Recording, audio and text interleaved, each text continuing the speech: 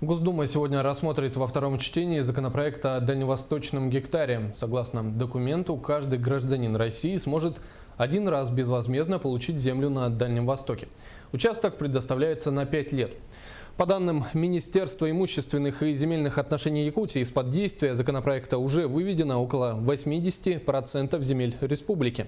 Добавим, пилотной площадкой для реализации закона выбран Намский район. Там на днях побывала Юлия Михайлова. В Первом Хомустахе первое, что бросается в глаза, многие жители села держат огороды. Сегодня на каждом окне уже красуется рассада. Подросшие семена посадят в грунт к 1 июня, когда и должен заработать новый закон. Фермеры Александровы второй год на арендованных гектарах высаживают, кроме популярных огурцов и помидоров, экзотичные в этих краях арбузы и клубнику. Александровы хотели бы воспользоваться новым законом, ведь земля их кормит. Эти гектары у нас на аренде находятся. Нам бы дали такое все. У нас семейство большое. И вот на этот гектары бы дошли.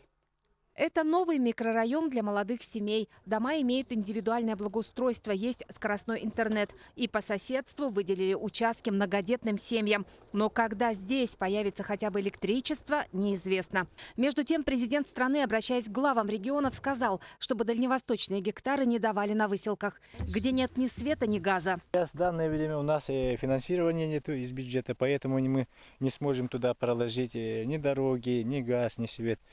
Поэтому трудности вот с этим вопросом есть.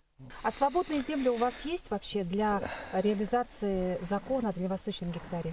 Я думаю, что у нас свободных земель нету, потому что 70% у нас земли это лесного фонда. И сейчас у нас ранее учтенные земли, мы сейчас, документы делаем. Ранее, 90-е годы, люди получили земли и все раздали раньше.